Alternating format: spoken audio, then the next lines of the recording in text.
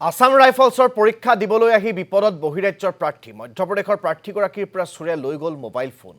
Guwahati railway ষ্টেচনত সংঘটিত হৈছে এই ঘটনা বহিৰাজ্যৰ যুৱকজনৰ অভিযোগৰ ভিত্তিত খানাপাৰাৰ পৰা গ্ৰেপ্তাৰ কৰা হৈছে এটা চুৰক ধৃত চুৰটোৰ নাম অবিনাশ দাস অবিনাশে অন্য দুজন যুৱকক বিক্ৰী কৰিবলৈ লৈছিল মোবাইলটো সেই সময়তে চুৰি মোবাইলত ফোন আহিছিল ভুক্তভোগীৰ গ্ৰাহকে ফোনটো ৰিচিভ কৰি মোবাইলটো বিক্ৰী কৰাৰ কথা জনাই ভুক্তভোগী ইয়াৰ পিছতে জিআৰপিৰ এটা দলে খানাপাৰাৰ পৰা গ্ৰেপ্তাৰ কৰে চুৰটোক হয় মোৰ নাম অবিনাশ দাস মোৰ সৰুৰ পৰা মা পাপা নাই মোক মা পাপা সৰুৰ পৰা ৰেছপঞ্চিবিলিটি নলয় তাৰপিছত মামীয়ে মোক ঘৰৰ পৰা ওলাই দিছে মোৰ লগত খাবলৈ 1 টকা নাছিল ইমান গুৱাহাটীত আহি তাৰপিছত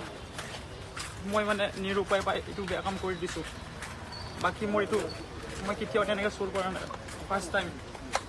টাইম চুৰ কৰিছা হয় কি তুমি এতিয়া খাব নোপোৱাৰ কাৰণে তুমি চুৰ কৰিবা নেকি নকৰোঁ বাছ মোৰ এইটো ভুল হৈ গৈছে কিবা খোৱা নেকি খোৱা মানে মই কি খা এনেকৈ কিবা ড্ৰাগছ